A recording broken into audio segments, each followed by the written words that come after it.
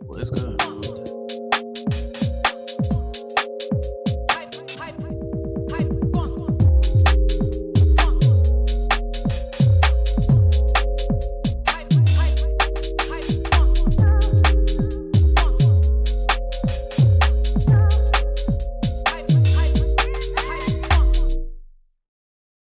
Yes, people, it's been a bit of a crappy week, but now we got a couple games, and at least that's where it starts.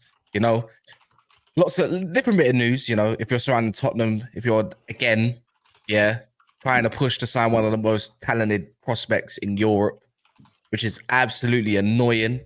But that's not what we're here to talk about. We're here to talk about Arsenal. Yeah. We're here to talk about making big deals, man, making big news. That's what we're doing. No other team can talk like us right now, isn't it? Like profit and sustainability and all of that business.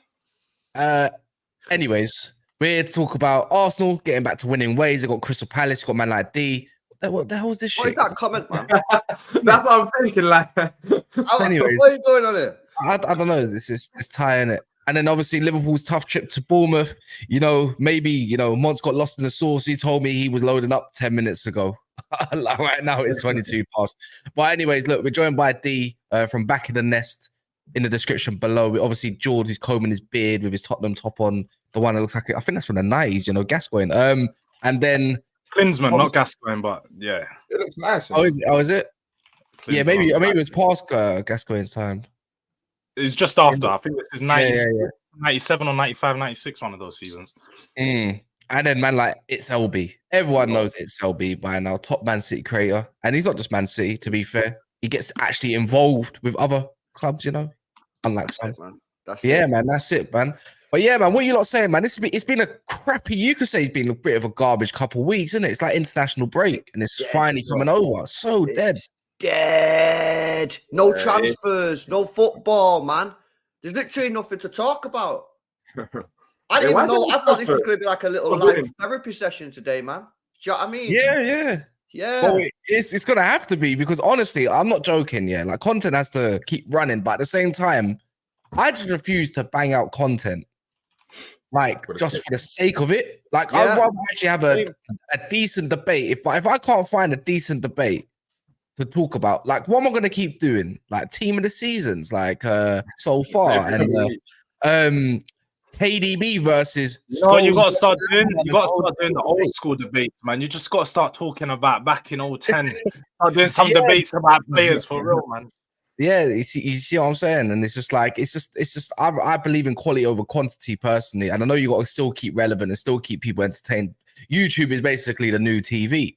For everybody, you're seeing all this stuff all online with KS. I'm seeing Mo Dean in America with Mo Dean out of all people. What are you doing over there? You're in a foot, and then he's calling like, "Nah, that's haram." I'm like, but you're in a whole house full of women, naked. Anyways, whatever, innit? Yeah, but we're here to talk about football. Big up everyone that's in here. Make sure you smash the like button. A like is very important. So yeah, big up everyone. Also subscribe if you're new, and obviously check the boys down below as well. But yeah, man, obviously D. Yeah, I'm going to start off with the Arsenal game. We don't have an Arsenal rep today because trying to find one that can come on a Friday morning, try to keep things fresh. But you are the Palace fan. You have to go to Arsenal. Last time out, I think you nearly done something, or you did last season. But no, we didn't. We got this time out 4-0. We lost. This time out, you're probably you're going into there with probably one of the worst forms in the league. Yeah, and I'm actually going to the game as well. I don't know why, but yeah, I will be there, unfortunately. But yeah, man, with Palace right now, I'll be honest, it is like, of course, neutrals wouldn't know because who cares about Palace, but it's like the worst it's been. Like, I've never seen Palace like this before. As I said to you off air, there's banners in the stadium about the ownership group. There's fans booing the manager's subs, saying you don't know what you're doing. It is toxic. We've got like 1 win in the last 10, 6 in the last 20. And yeah, man, it's crazy. And we're going to be without Elise as well. Arsenal need to stand up and literally beat us. Like, they have to put a statement out there. If they want to be serious in the title race, with this Palace side, with the injury that we have with Elise, there is no excuse. You have to stand up and show that you're serious in this title race. If they don't slap at least 3 goals past us, 2 to 3 goals, and don't keep a clean sheet with the attack that we've got, then give up, man. Give up. That's it. I think it's a massive game for Arsenal tomorrow due to the form that we're in. Bro, they're under so much. Sorry, Cass. They're under so much pressure, man. Arsenal tomorrow. It's 12:30 kickoff. The eyes are going to be watching them as well. You know what I mean? You best believe that I'm going to be tuned in to watch that. Do you know what I mean? And I don't think it's going to be a particularly easy game because, you know, Palace, they have to go there and shit house it. Yeah, that's what we're going to do. Like we've done with you. Yeah. 7 at the back. I've got a feeling Arsenal are going to blow them away tomorrow, man. Do you know what it is? After a long, as you said, they've had everyone's had an extended time off. They've all been doing the training camps. They've had a bad run of form. But I think when you have a bad run of form, then you have like a good week or two between your next game, especially when it's a game against a lower opposition side. You get that time to reset, refresh. And this is a game where they're just going to come back all. Don't always work like that, though, George, bro. I know, I hear that, LB, but you're trying to do the thing where you're just trying to write off Arsenal. Like, I don't. No, I think they'll win the game. But if you remember last season, they got knocked out of all the competitions, and it was 1 game a week. But the problem is, when you lose or draw, that 1-2 week break is horrific, man. It's horrific because all you're doing is you're just thinking about the last result, and the pressure builds and builds. It's all good when you're winning and having that 1 week break because everything's cool. But like, I don't think they blow them away. I think they win, but I don't think they blow them away just because the pressure's on madness. I think the break, because it's become at this point in the season where we're literally halfway through the season, Arsenal needed the break. I think this has come at a point where they needed a refresh. They probably, a lot of their players are playing a lot of games. We told them last season that 2 games a week will get to their squad, and their depth isn't as big as a lot of people have predicted them to be at the start of the season. So for me personally, I think the attackers, mainly the likes of Saka, the likes of Martinelli, who have just been a bit, they seem like they don't have the creativity that they had last season. They obviously have it, but they've just not been able to apply it as much. So I feel like when you have that reset, that refresh, it gives them a time to come back and be able to, you know, let's try new things. Let's go back to what we were doing last season. They haven't got as much pressure on them to perform, if we're being honest. And Arsenal, that's when they play their best, when the pressure isn't on them as much. Yeah, no, you're on Arsenal. Jules, I think the pressure's on Arsenal more than ever. And plus, they've got Jesus back now as well, Zinchenko back. 1 win in 7. You've had your Dubai rest with your family. Arteta doing up Salt Bay. Like, they've been enjoying the pressure's on them. They've had their break. They're going into this game with 1 win in 7. They've created a lot of chances. Now you're facing a side that you should beat. You know, it's not like they're facing, for example, let's say a West Ham that's being, you know, good on form, or one of those sides, or like Palace. You should beat us with the current form that we're in. Without Elise as well, you should beat us. So I think the pressure's on Arsenal more than ever in this game. Whether they live up to the hype, that's another thing, because we'll see. And I think they will beat us. But LB, you actually made a good point, because I actually forgot about that, and I tend to forget about that. But we were 2-0 down against City at the Etihad. I know you had the injuries and all of this, but we somehow managed to make it 2-2. But then again, we had Elise available then. But yeah, I think defensively, we're probably going to play like 7 at the back. It might go back to the Man City approach, because I'll be honest, I don't know about Yelby, but I think it did work to a certain extent. Like, we did manage to keep it at bay for a long time. Well, it worked to the degree that, listen, when obviously you're playing like City, Liverpool, or Arsenal, especially away, you know, Robertson can't set his team up to take them on. They'll get smashed 4-5-0. So the game plan is simple. Stick in there until the last 10 minutes. And even though we was 2-0 up, 2-0 is a dangerous lead, as we all know. So that's what you did, and then you ended up doing it. So that's what Palace will do, I think, tomorrow. They'll just try and defend for their lives, get to the 80th minute, and let's see if they're in a game. If they are, then they might start playing some football in the final minutes, as you did against City. So I expect Arsenal to win, but I don't think it's going to be comfortable, man. I think it's 2 ways. You know, I look at it like 2 ways, right? Do you want to go and have you go? I was just gonna say, if they play Joel Ward, I'm finished. I'm done. They're not playing Joel Ward. He's like captain now. We're playing Nathaniel Klein. It's better. He's better than Joel Ward. I hate Joel Ward. He's had a long career though. Big up Joel Ward. Yeah, 10 years ago he was there. I remember. I remember I was at uni and I was with the South London lot, and he was in the playoffs against Brighton. And he was still there, bro. Yeah, you're saying that, but for Palace fans, we're just thinking like, bro, are we taking a piss? Like, real talk. New deal after the new deal. Like, do you get it? That's why we're all pissed off, because it's just so unserious. Like, we don't spend any money, and And like, there's a right back now that we're linked to, and we're negotiating about 10 million. Is 10 million too much? Like, bro, we've been in Premier for 10 years, and we're talking about 10 million. Mad. Do you get? You know what I always thought you should have bought? You know what? It's mad. I always thought you lot should have gone for Walker Peters from Southampton.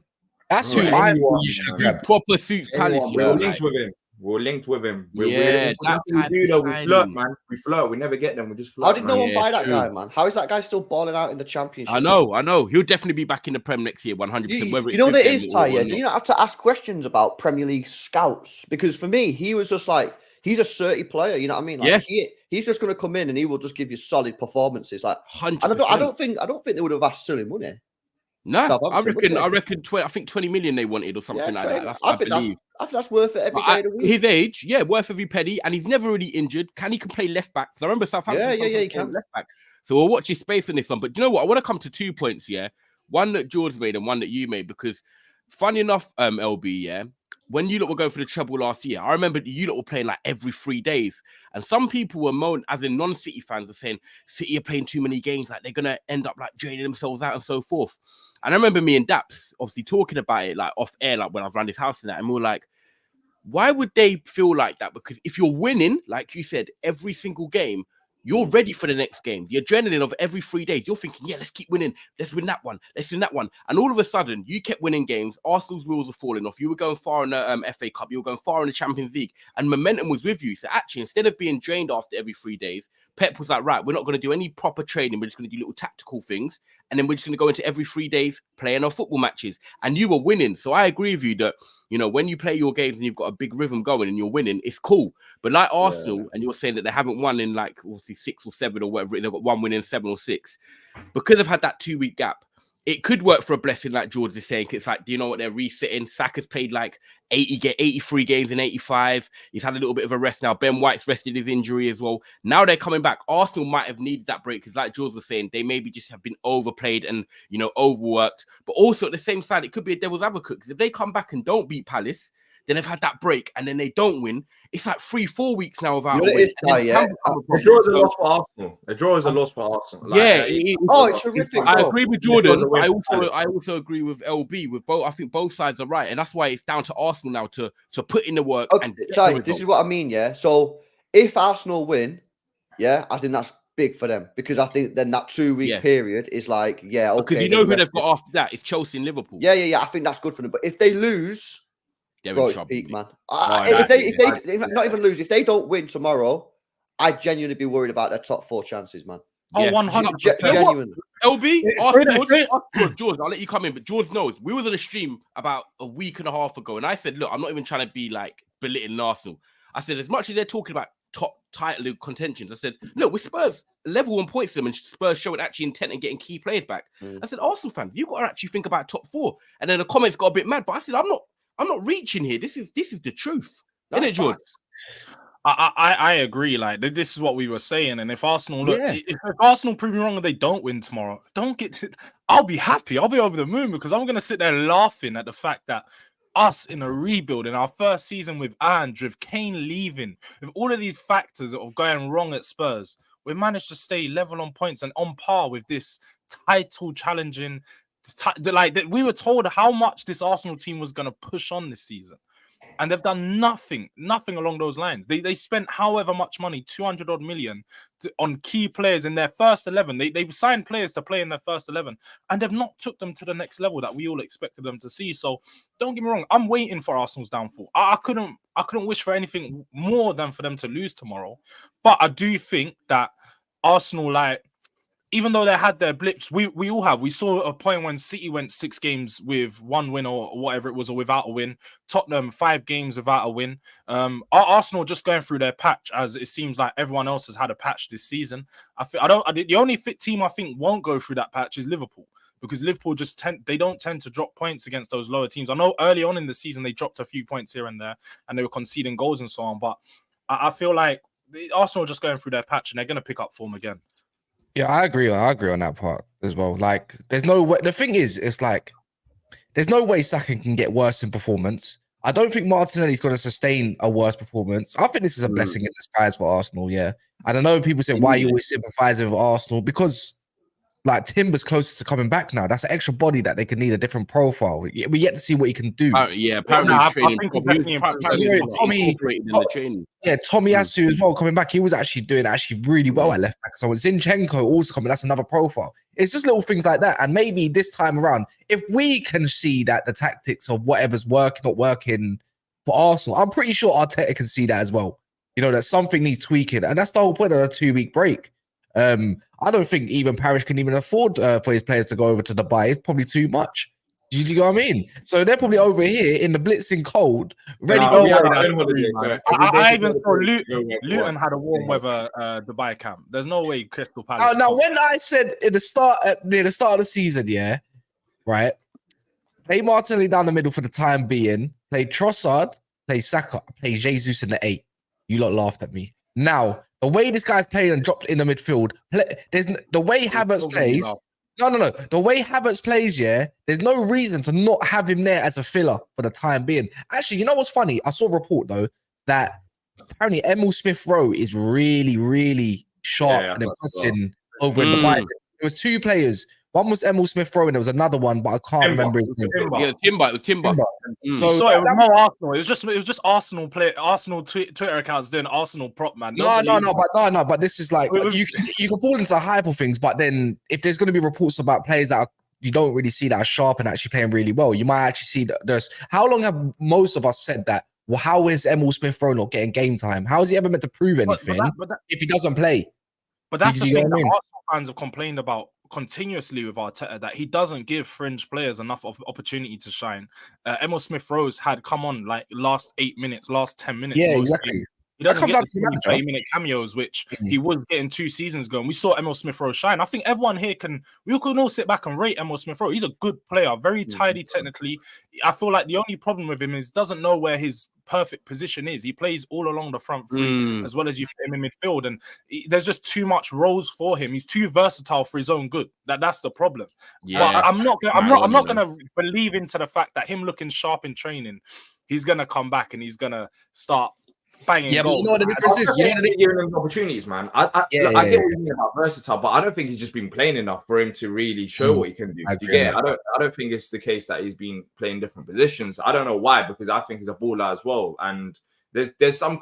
That's the thing with Arteta. Like, he's done a fantastic job, but I've seen even Arsenal fans question some of his decision making with certain players playing ahead of others, and contract extensions like Reece Nelson. Why is Reece Nelson on the same amount of wages as Michael Elise? Like, why did that? Why? And he's not paying. Because your club can't afford to give money out, bro. No. We Michael Elise got a contract extension. He's on £100,000 a week. He's saying how can Nelson be on that when Nelson don't play? He's basically saying let's be honest. Let's be honest here. Like, we're big clubs. We give out 100k a week like nothing. Like that really doesn't go to our best players. That goes to your players that are 80 to 100k is normal money. Like now.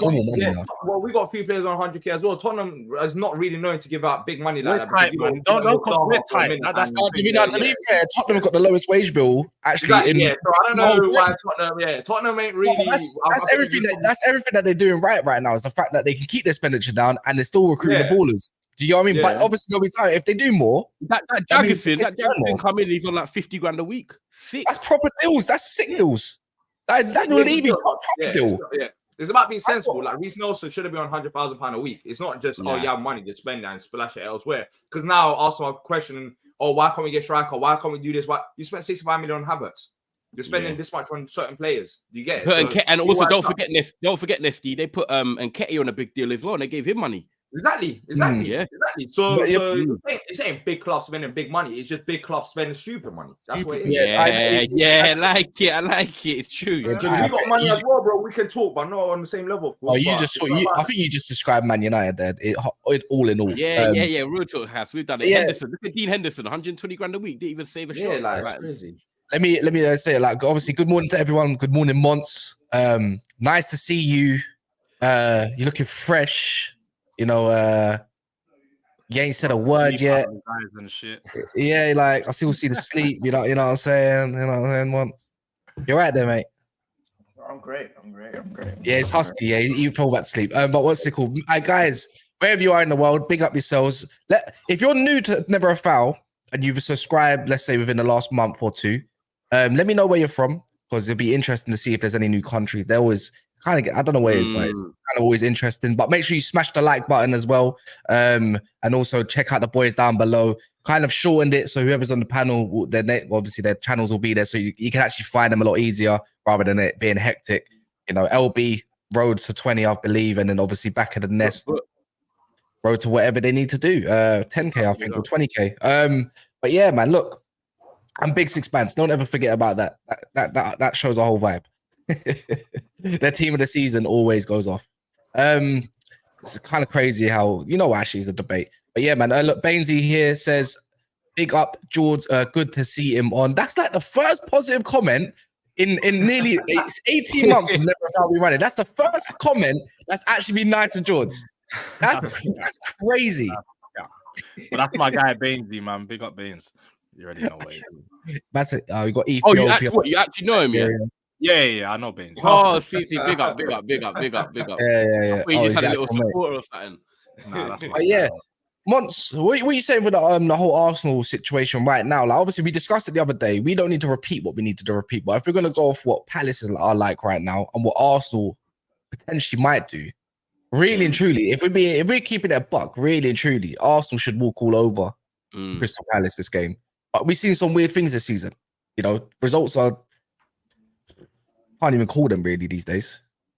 I feel like it's because it's at the Emirates, I believe. Is that the Emirates? Yeah. It's at the Emirates. Yeah, there's no excuse for Arsenal not to slap Palace. I'm sorry, but like as much as I'm saying the same thing. Bro, like I'm an eagle. I'm an eagle. Don't worry. I'm saying the same thing. I'm an eagle. Yeah, I'm with you. We are linked right now. We are fucking linked. You know what I'm saying? We are linked. But like, I can't see Arsenal throwing the points away. Like, they've had their hiatus, sabbatical, whatever you want to call it. They've gone away. They've done what they needed to do. Partey's obviously they've got him in the chamber, ready to go, kind of thing. Whether he's in the squad, I don't know, but. There's no excuse for Arsenal right now. They need to get their next win. If they lose this game, the fan base is going to go into a frenzy. Certain players have something to prove, especially the front line. I don't think the defense have too much to answer for. I think they have been very good this season, but the attackers need to prove something. Saka needs to step up. Martinelli needs to step up. Odegaard. It would be nice if you got one more assist to equal Gallagher's tally of assists this season. That would be nice. So I just feel like you love it. Bro, that don't get spoken about enough in it. But anyway, I feel like Arsenal right now are under more pressure, even though this is a game where they shouldn't be feeling much pressure. This should be a game where they should kind of, turn up, get the job done, on to the next one. But it's anything but that. Yeah, it's true, man. Look, it's kind of interesting though as well, LB, yeah, that they hadn't actually been they're not really linked with anyone this January. After all the hype of all the ITKs, the Arsenal fans must be annoyed with the ITKs the most, right? Because we've been told from their ITKs for what we see on Twitter, right? And stuff, because that's where we all get our information these days. Let's be real. They're going to go sign Tony. They're looking at Tony. They're looking at this striker or that striker. They're looking at this central midfielder to come in and go do something, just to find that they might even be wrapped up by FFP, Since that's the whole situation's going around with Everton and Nottingham Forest. I've seen something along the lines of potentially Tottenham as well, but in a positive light. But, like Arsenal, it's not looking like they're going to strengthen to go and do what they need to do for the rest of the season. So it's kind of hard to even call some sort of dark behavior even needed for them. And do you know what the big thing is, Cass, sorry, LB, just to quickly jump in. Yeah, no worries, bro. As much as we all know that Arsenal can deliver good football, and what they done last year, and a lot of people still cling on to that. This year, it's been about when we get our front three back. When we get Thomas P back, obviously, who's probably not still been there. I know he's been on the camp, but the bottom line for me is how I look at it is. What I've seen from Arsenal this season is 20 games now. This has been consistent. There's not been like an amazing performance and a crap performance. They've won football matches, but they've not blown teams away like they did last year.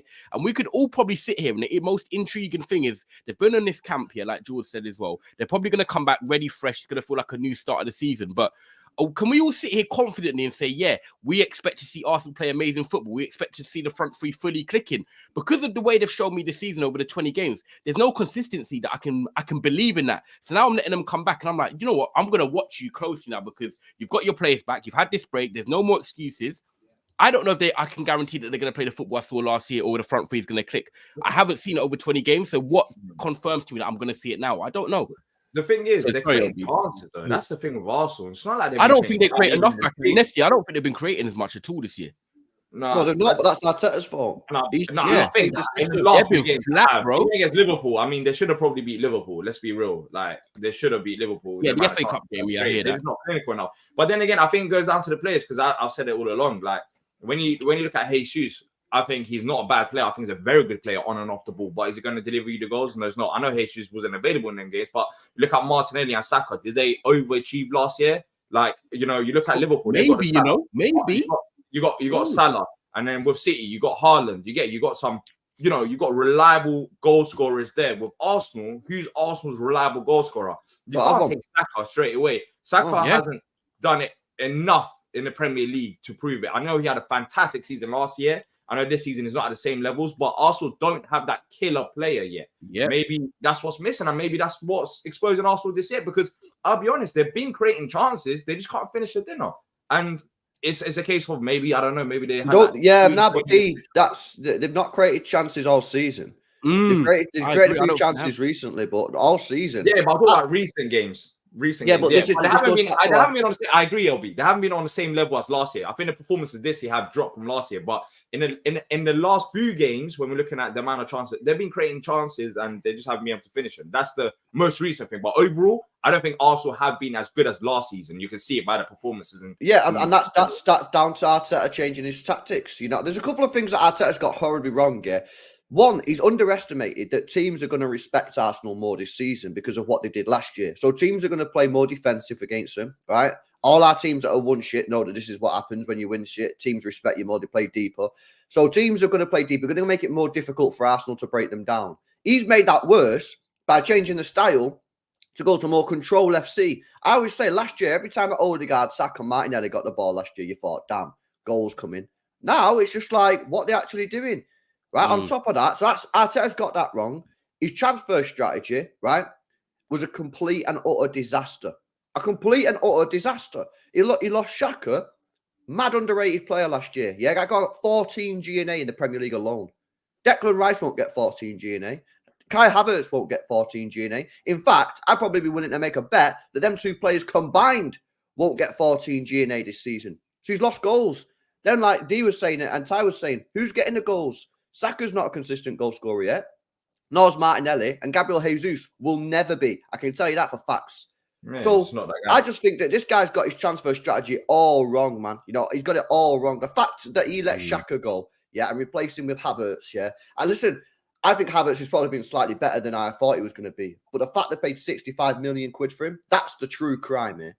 And also, we said it the other day as well, just not to keep the recycled garbage thing, is what the hell was the need for David Raya?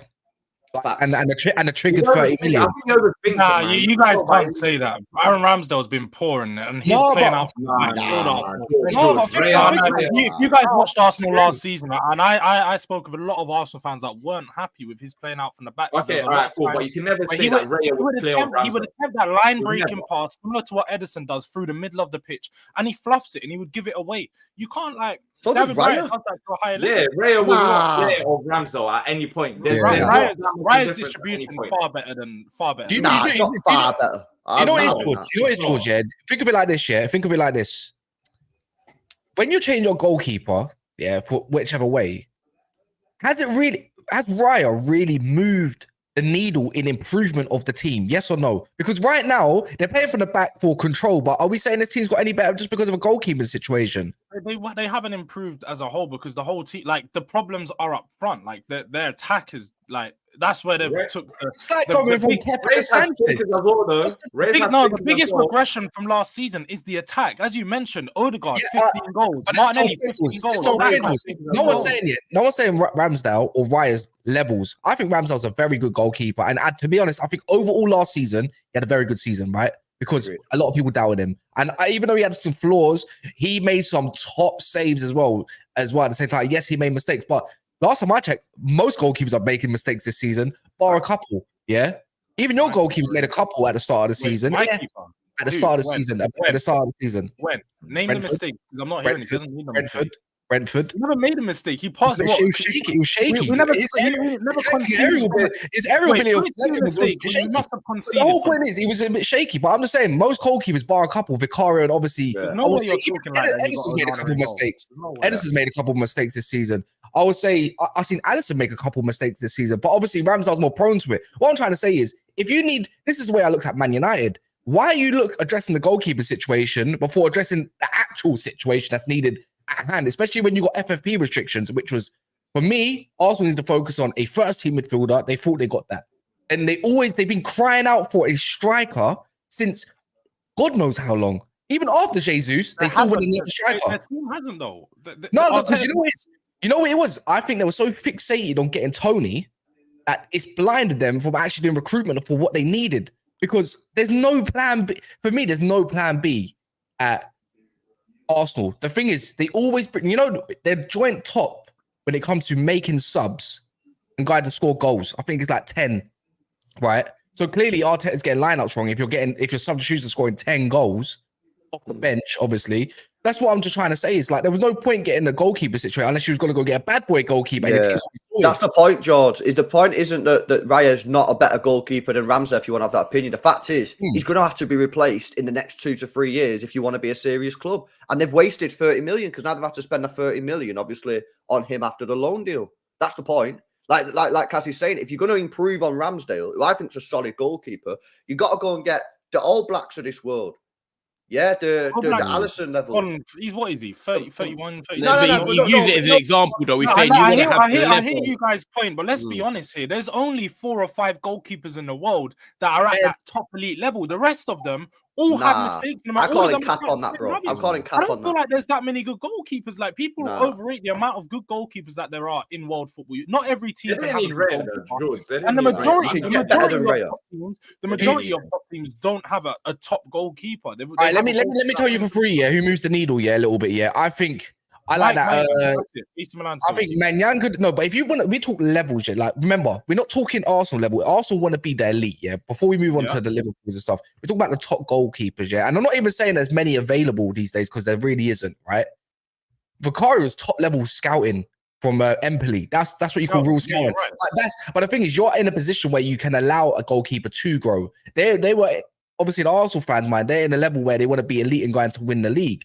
The thing is, even Diogo Costa, like, to be honest with him, he was always potential anyways. But guess what? He's got his ceilings way more higher than Raya's, let's be honest. And he's played at a higher level.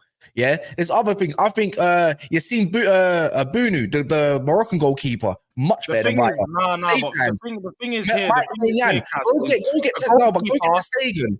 The whole point is we're talking about goalkeeper ceilings. Let's be honest here. Goalkeeper ceilings, no one can really measure because a goalkeeper's 2 or 3 games away from being called shit.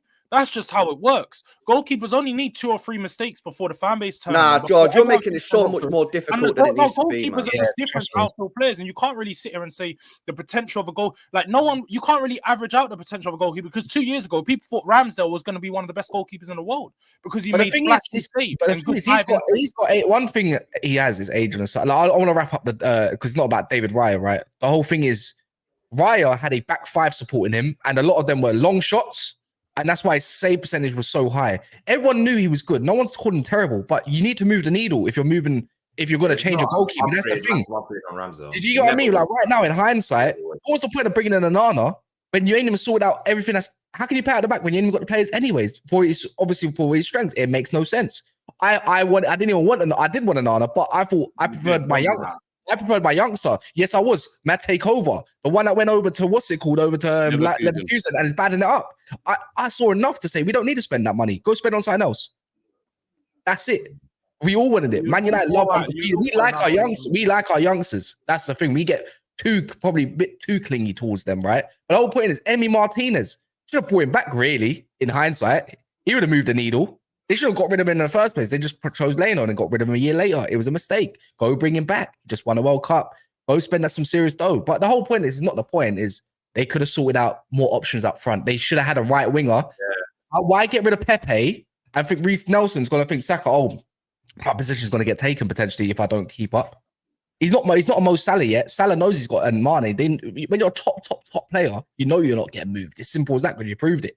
It's as easy as that. Anyways, look, Crystal Palace, Arsenal. What are we saying for the scores? 2-0 Arsenal. 3-0 Arsenal, personally. 2-1 Arsenal. I'm going 3-1. I got 2-0. 2-0 Arsenal. Yeah, 2-1 Arsenal. They do concede at the Emirates, but I just don't believe in Palace's attack. I just don't believe in. Yeah, I don't believe in attack. But then again, they can see some silly goals, so I don't even know what could happen.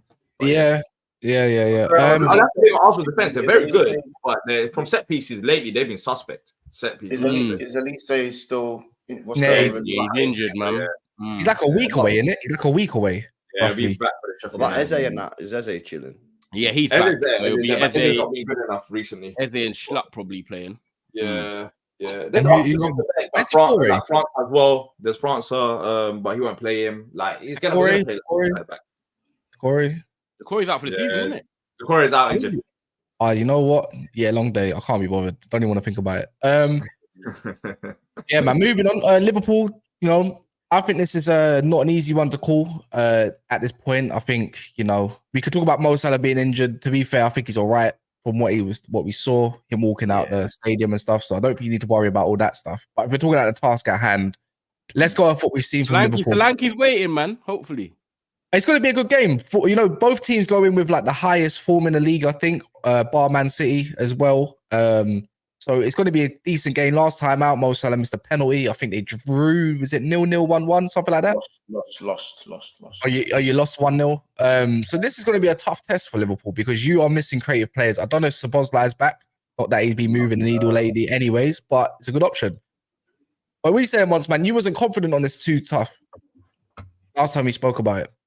I'm still not, because obviously we got a lot of absentees, and it's not just, we don't really have too many players left in our squad that again move the needle. I think Jota's going to be the one we're going to rely on to get the goals. If he has a bad game, sure as hell I'm not relying on Nunes. I won't be relying on Diaz, and I won't be relying on Gakpo, because those guys have proved to me that they haven't really been good enough to make the difference. What I would say is they are capable of making the difference, and it's up to them to step up now. Like, it's not every day rely on one player, rely on Mo Salah. If it's not Mo Salah, it's Diogo Jota. These guys are just going to have to step up. You know what I'm saying? Szoboszlai should be available. He's been in a good way. So I feel like this is a game that, again, Bournemouth are in good form. I think they've got, is it 4 wins in the last 5 and 1 loss? Yeah.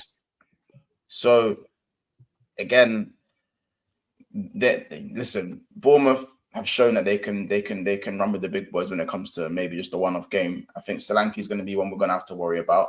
But without Trent, without Salah, without Endo, I believe that as long as we stay rigid defensively, I don't think the game will be too much of an issue. I just feel like if we go 1-0 down, the game's done. I'm not confident, just because of the way we've been playing. Like, even before the injuries, the performances weren't exactly reassuring. And I know we can say that about everyone. We can say that about City, we can say that about Arsenal, we can say that about everyone. But I just feel like Liverpool have the know-how to win this game, but a little bit of PTSD has me thinking otherwise. So I'm not too sure. What do you guys think?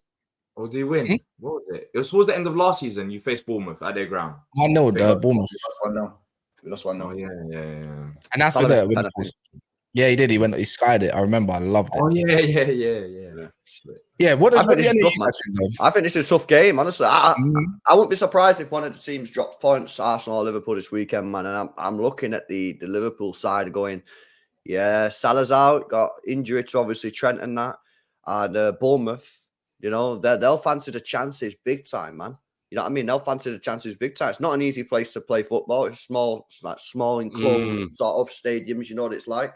So I think this one, ignore the performance for Liverpool. Liverpool just need to get in and get out, get the 3 points. Don't care how they do it.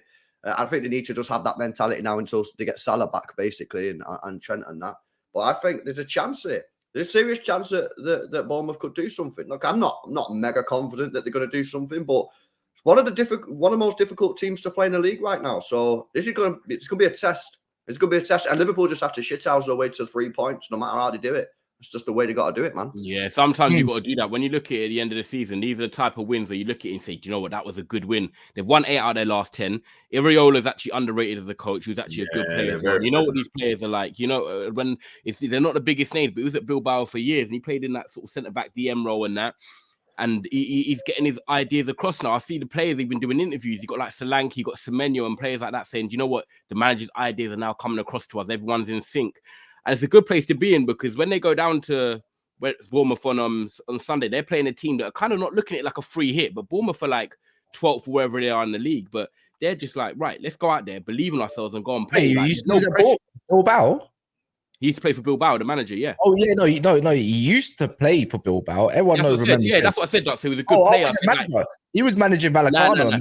No, he played for Bilbao, and then that's what I'm saying. Because he played against us when Marcelo Bielsa. I remember. Yeah. It was United and who's the striker? Llorente. Yeah, Llorente and that, and whole team, such a good team, man. Yeah, they beat us. So when I look at it, Bournemouth are looking at this game a bit like a free hit, and I think that's a dangerous place for Liverpool to be because one thing I look at and I can guarantee is that I think Bournemouth score on the weekend. So if Liverpool are to win, they have got to score 2 or more. So I think this game could be like a 2-2. I think Solanke's on form. I think they can cause threat on the break. And then they've got Alex Scott in midfield. Obviously, he signed from Bristol City in the summer, and he's starting to get his wheels turning now. He's starting to get into the starting 11. He's a player that a lot of people need to watch out for. You know what? For me, Ty, players like Nunes, they need to step up, man. Yeah, you know this is Jota's chance. Your boy Salah, your boy Salah's been cooking this year on the GNA. He's gone to AFCON, right? Are you really going to fuck this guy over? Are you really going to let Salah walk in like a couple of weeks' time or whatever? You say, look, like, this is what you got done about me. Yeah, exactly. Like, ruined it for him. Like, you're an £80 million player, yeah? You need to sort this out. You need to lead this line, man. You need to lead this line. So I'm looking at players like him, Diaz. Jota's obviously a cooker, a baller, underrated player in the Premier League. These players need to step up, man. I think Jota's the key, LB. If I'm honest with you, LB, I look at Jota as the key because he's been in the Prem, he's experienced, he can create, he can score. I feel like he's sort of the one that's just come back from injury and he's ready to like say, right, I want to get back in that starting 11. I think out of all of them, I think Jota holds the keys. It shouldn't. We have 3 forwards, not 1. Yeah, I hear it. Yeah. Like, I say we all need to step up, innit? Yeah, no, that's what I'm saying. I'm with you. I'll be like, I hate the notion of it's like, yeah, man, Jota's the guy, and yeah, he is the guy. He's the next best goal scorer. But everyone kept talking about Liverpool's fire force and how good we are going forward. Yeah, the 5 of them. Prove it. Fucking go and prove it. Go and prove why. Because there's 5 forwards who everyone talks about, and I talk about that are so good, but there's only 3 places in the front line. Go and fight for your place. Mo Salah's injured. We don't know what's going on there. He's away anyway. There's a spot up for grabs. Go fight for it. I think it's as simple as that now. You know, if you guys really want to win trophies and you really want to do what you need to do, make sure you step up. And everyone is so listen. Everyone, a lot more Liverpool fans are more confident than me of them stepping up. I'm not confident because I'm going off the sample size of what I've seen this season, and the sample size of what I've seen this season isn't overwhelming. You know what I'm saying? If you want to look at the Premier League goals, Diaz 3 Premier League goals. Jota, I'll move out the equation. He's been injured. Gakpo 3 Premier League goals. Nunes 5 Premier League goals. 1 goal in his last 16. And it's a tight pitch. So I don't believe in Nunes too. Why was everyone gassing up Liverpool's attack, man? What was going on there? No, because the best in the world, man. On paper, though, I can hear it. Is it on paper the best in the world? Is it the best in the world? No, I don't know. It's not the best in the world, but we're saying everyone was saying they've got firepower. Like they've got just depth options. When you look at all the names, there should be. Yeah, but I look at the names. I don't rate that Gakpo, man. I don't think he's a particularly world-class player. You know, if you look at what he done at PSV in the World Cup, you could see the proof of like, okay, he could do something. Hopefully, he's a good option. Bro. What do you prove for the World Cup? Okay, well, what he done at PSV and then he scored a couple goals at the World Cup. You can see when we were linked with him, I was fuming. I know, but part of the squad. What Monts is saying, people look at it like you're talking about just the front 3. He's talking about the front 5. You've got options. Then the difference is Liverpool. Every single one of those attackers, every single one of Liverpool's attackers are different. They offer something different. That's Yeah, the difference. They have got people. They don't have similar profiles because they're all different. That's and they can all play in multiple positions as well, if need be. So That's the difference. Yeah. So again, and again, Liverpool fans in the chat, or some of them can say, "Oh, you're never positive. You're never positive." But when I'm positive, I'm deluded. I don't know what to say these days. You're damned if you do, damned if you don't. But all I'm saying is, going by what I've seen this season, without Salah, I haven't seen enough of the attackers to make me feel confident going into an away game against Bournemouth. And it's not just the front five in terms of they've not convinced me. They don't have Trent either. So the source of creation that they're probably going to need to go and get the goals without a Mo Salah doesn't fill me with confidence either. And it's all right. Curtis or Harvey might have to step up. Curtis Jones, come on down. And that's the bright side for me. Curtis, Szoboszlai being back, those guys for me. Remember, we now have a midfield that can chip in with goals, that can chip in with creativity. So that's what does fill me with a bit more confidence, is that I feel like the midfield can chip in with goals as well. And obviously, I don't know if Joe Gomez wants to get his first goal for Liverpool in over 200 games to win us the game. Hey, I'm here. Van Dijk header, man. I'm calling it.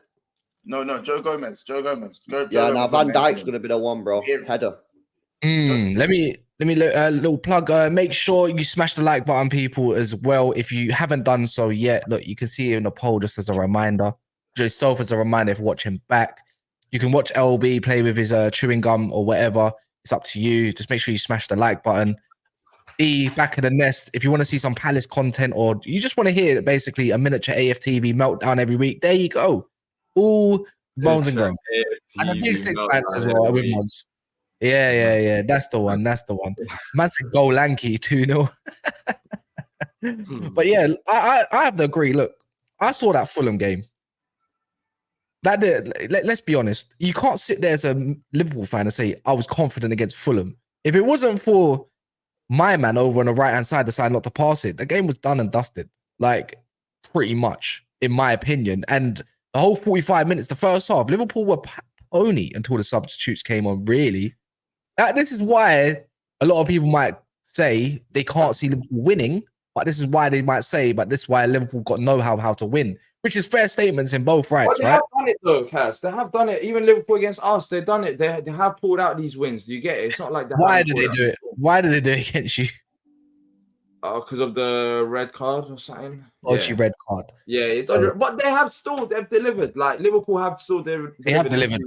But even then, they had Trent still. And this is the difference. They don't have Trent, Szoboszlai. The most creative players, can we say, are Trent, Szoboszlai, and Mo Salah. Yeah, I'll say yeah. Right now, they don't have Trent and Mo Salah, just different levels to Szoboszlai, I'll be honest. Yeah, look, Harvey Elliott can pop out the bag, but do you trust him as a starter to go and do anything? He's usually someone. But then how many teams we just spoke about with Arsenal as well? How many teams really have them players that you can trust that can pop out of the bag? I think you see the only team that have it, and that's with Kevin De Bruyne. You know, that's what makes Liverpool's defense is good. Liverpool's defense is really good, but they do concede chances as well. You know, and the last team you kind of want to come up against right now that's scoring goals is Bournemouth. So the way I look at it is that's why I can't call it a Liverpool win, because I don't believe in their creativity. And last time out of Bournemouth, they didn't do so well. Right, and it's a bit bland. Like I've seen spells of being bland from Liverpool, but I wouldn't knock them to not go and get a Van Dijk header in the last minute. Would be the worst result for Liverpool. I would predict a draw. Because they've got Chelsea and Arsenal coming up, D. They got Chelsea, Arsenal coming up, yes, but then again, I mean, they should against bigger teams with Trent back and maybe Salah back. They should be able to get the job done. We're talking about but it puts pressure on it, though. That's the thing, isn't it? Like that. But they really do deliver. We saw LB even against Arsenal. Arsenal had how many shots, how many chances, and Arsenal should have won the game 3-0. What happened? Liverpool still won the game. Yeah. No, bro. The point is, if they don't, I don't think that'll be the biggest worry. This is one of them sticky patches, like we've said with other teams. Like yeah. The Premier League is not easy. Like Bournemouth, they're actually a solid side. You get if Palace were playing like how Bournemouth were playing, I would have way more confidence going up against Arsenal because they're actually trying to attack the game. You know, that they've got attacking patterns, and then you got the subs that come on that change the game. But that's what Bournemouth do. You get it? That's the difference between Bournemouth and Palace, and they've actually been on a good run of form. So Liverpool are actually facing, yes, not a top 6 side, but a solid side with key players missing. And I don't think a draw, for example, if Arsenal draw against Palace, I think that's terrible. But if Liverpool draw against Bournemouth, it's not good enough, but it's not a worst case scenario. No, it's Like, not they because can of still deliver only because now. of the position in the league. The point I'm making is it's because of the next fixtures that they've got coming up. It just puts But pressure I on think those they'll deliver games. the next fixtures. I know, I do as well. But Yeah, it puts pressure on that's them the thing. results, doesn't it? It They puts pressure on them. they score goals. Look, if we go dating back after the Man City game, Bournemouth beat Newcastle 2-0, Sheffield United away 3-1, drew 2-2 with Aston Villa, beat Palace 2-0 at Palace's gaff, beat Man United at our gaff 3-0, beat Forest 3-2, good game, beat Fulham 3-0, good game. And the only game that they did lose was Tottenham 3-1, which you could have said went either way, and they just beat QPR away in the FA Cup. So you can't disrespect a side that's been solid. Last how many games since November, the start of November after the City game, right? They've lost one game, and they've drawn one game. I believe is it one game? Yeah, one game. Solid. You can't. This is what I'm saying. Liverpool fans. I think this is when we say to Arsenal, a lot of fans don't rush ahead of yourselves too tough. That's it. That's why Monts isn't confident. That's why Roms isn't so confident. That's why the actual level-headed fans are not so confident, because you can't knock a side that's actually solid right now as your own. That's what I'm trying to say. And you know what, Cass, as well, yeah? You know, you mentioned the creativity. I've got the Prem stats up here, right? So, number 1 for assists, Salah, out. Number 3 for assists, Szoboszlai, out. Trent, number 3. He's like joint third. But that's the point, though, LB. That's the point. All these 3 players are out. So if Liverpool would, Monts is back now, so maybe we can get his thoughts on it. But if Liverpool were to draw this game, it is not. It's not the worst scenario, because these players will be back for the games that you mentioned. Yeah, no, it's not the worst. It's not the worst in the world. But what it does is, all I'm saying is, it puts pressure on Liverpool in the next 2 games, which are difficult. Yeah, it does. But then they whether they deliver or not, that's how champions are made. You get it. Like City, if they draw now and City win the game, maybe City go ahead by goal difference, because you're level on goal difference as well. So I don't know who City's got the following week, but you know Liverpool's still there. Like it draws not. For example, now that people are going to say I'm getting onto Arsenal, but for example, if Arsenal draw against Palace, they're already 5 points behind Liverpool. Do you get it? So there's that added pressure. Whereas Liverpool are already at the top, like they can maybe get away with one draw. Do you know what people aren't seeing, and do you know what I don't like? I'll just be real right now. Everyone's excuse is, oh, Monts, Liverpool have lost 1 in 32. What the fuck are you talking about? How can you even be scared of Bournemouth? What's wrong with you? You're so negative. I'm sorry. Why do you want us to focus on one stat and ignore the other? Luis Diaz has 3 goals in more than 3 goals in how many games? Darwin Núñez has 1 goal in his last 15. These guys, so stop focusing on one stat and look at the others. How about you go on how many games you've won without Salah? How about we look at that stat? How about you look at the games you've got ahead? We played Chelsea, then we go to the Emirates after the game at Bournemouth without the same players. So you tell me why I should be mad confident. Tell me why. Even if you remove them stats, Bournemouth are a solid side as well. Like even if you look at Bournemouth, like it's not going to be an easy game. But Monts, I'll be real, it might be tighter than you think. But Liverpool probably will get the job done. But even if they don't, I just don't see them losing. I just don't get why people can't understand, being realistic. It's mad because I said we'd beat Arsenal both times. Was I negative then? What about then? Because then I was called deluded. When I said the Arsenal game is going to be harder than the Man U game, I was called deluded. Oh yeah, you've got a game every 3 days coming up as well. Ty, if you don't remember, I also said, Ty, I think you was there. I said Luton, don't beat Luton, don't watch Luton, and we went and drew the game. So no, it's true. It's true. I respect it where you're coming from, because I actually agree with you. Like, I actually think this is, if you win this, it's like, do you know what? We got out of Bournemouth and we got to win. Let's get back to ends. 100%. I just think people look at the name Bournemouth and actually don't look at what they're doing as a football club. And I think it's it's the name on the league table rather than 100%. Looking at everything combined together. It won't be an easy game. It won't be an easy game. I'm telling you. No. It's one of them games. Yeah, you know what it is? It's always one of them games that I look at, and you know when they always say like the first goal is crucial. Like you want to go there and just score first and silence their crowd a bit. But if they get 1-0 up, then they start banging them drums on the beach, and they start, you know what they get like. The crowd just get into it, and I think it's one of them places you don't want to go 1-0 down in. So yeah, I'm gonna go 2-2. I'm gonna go with what D said. I think and what LB said, it's gonna be tight, and what Monk said 2-2. I'll say. Oh God. Anyone, don't matter. I'll say 1-1. You said 1-1, Kat? Was that you? Yeah, I'll say 1-1. Yeah. Yours, okay.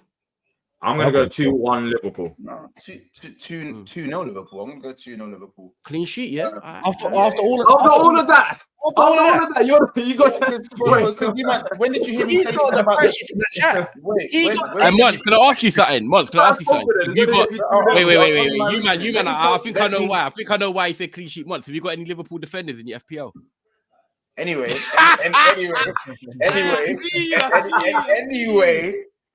you remember? Did I say anything about the back line, or did I only speak about the attack? You said 2-0. Yeah, I know, but it was. You seemed like you was like upset, like scared. I was expecting No. I'm not confident about the game. But people stop. Why does everyone put words in my mouth? I did not say Liverpool were going to lose the game.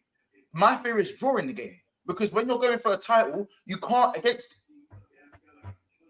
him down there. You see them, man. You see drawing games. You can't be drawing games and you're in this title race against them man in blue. You can't. I think you're losing, Mons. I think you're getting beat, bruv. Okay. You ain't losing the game. 3-1.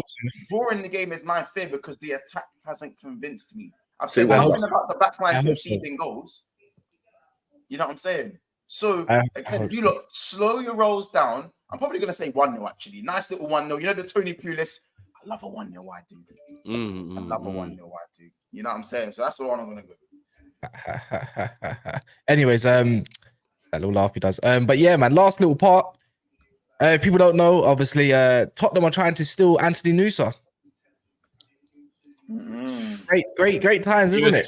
Serious club, serious move. Man. This is Ange. This is the project over Ange. They're saying around 30 million as well. I cannot believe it. Look, don't get me wrong. Look, combinations can make anyone look good, but we're talking prospects of the world, and you're going to go clean him up before he becomes a 50, 60 million pound player. You're making the right moves. I can't believe it. I'm so annoyed. You know, he kind of plays like Oscar Bob, like very, very similar. Yeah, low center of gravity, nippy, quick over them short yards, 1v1, comfortable. This is a proper signing. Like I'm jealous. I can't even lie. I actually don't mind. You know what Tottenham fans are saying now? They're saying best Norwegian in the league. And I guarantee by the way, 80% of them haven't even watched 2 games of him. They're just saying it because they watched the compilation. Yeah, nah. You know what though? I do like the potential of him, man. I like when players can come in with that aggressive 1v1 energy and they can take on players. It's like Doku. When you come in and no matter what, you've always got that 1v1 ability. You're always going to be a threat in games, and even if you're playing poorly, you can always come up with something. So this is a proper good signing, man. I look at Kulusevski. Obviously, he's got the right-hand side locked down. He's more of a technical, so he's not going to beat you and get past your man. He more comes inside and links up play. Then you got Heung-min Son, who plays up front and rotates with Richarlison, can play out left. And then you've got Nusa, then, who's the pacey outlook guy. Like, it's always good to have varieties to your attack. And because he's so quick, I think he gives Spurs something different. Obviously, I know they've got Werner and Brennan Johnson, but I'll be honest with you, technically and final ball, I don't think they've got that. I feel like Nusa's got the more, you know, the overall package of a natural winger. And if they get him for 30 million... either side as well, right or left. How much they getting him for, Proper signing. They're saying it's going to cost around like the 30 million plus. It's a bargain in today's market and what he could be valued in. The other guy's played 1,400 league minutes and he's worth 30 million quid. Yeah, but you know, you sold James Treffy for like 16 million, didn't you? Like you sold Lavia. Yeah, I know, but I think he's quite a solid keeper, to be honest. You're always buying potential. Look at Lavia. All of a sudden, he's worth 60 million. Yeah, but this is my problem with Spurs. They always do this, man. This is where I think they need to make the next step and stop getting these players, and they need to start buying what's wrong with this? Because what do you mean? What's wrong with it? They need to go out, Spurs, and buy some actual legit world-class players now. Well, I don't know about world-class that's available, but balance though, isn't it? It's balance. I mean, I hear it. But Louis, LB, let's be true. We've watched football for years, yeah? How often do you see big players or world-class players move in January? They don't. You get these little players now for the summer. Then in the summer, they'll maybe get 2 of their players that are right. You're coming to start. I don't think... What about Cole Palmer? He barely played anything. He went for 40 million.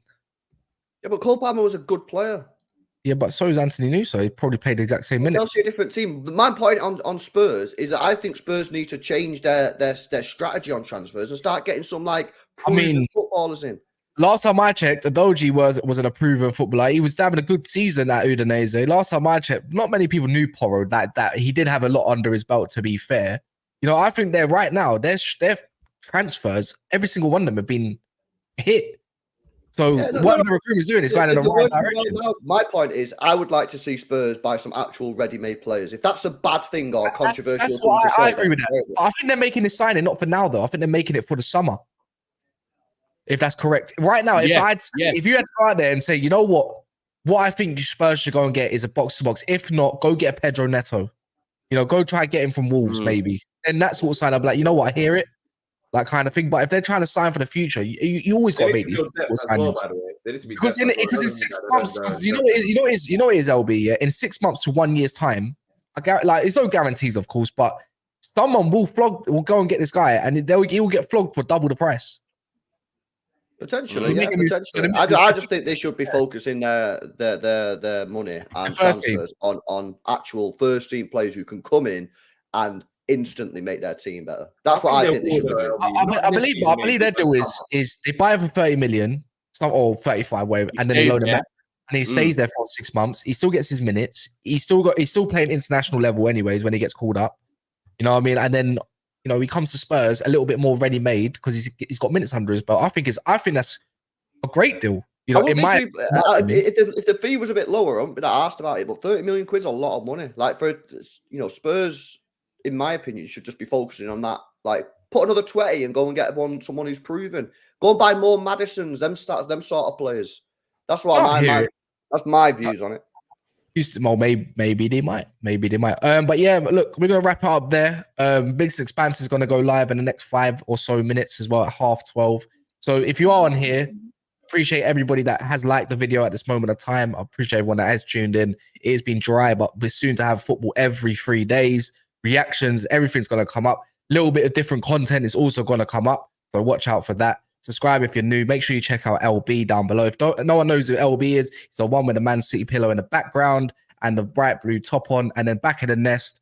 If I know it's Crystal Palace, but if you want to hear a meltdown, we all love meltdowns. We all love entertainment. Go watch all the excuses right there. But if not, go over to Big Six Expanse. It'll be redirected to you there. And we'll be back probably later tonight as well. So yeah, big up everyone and appreciated.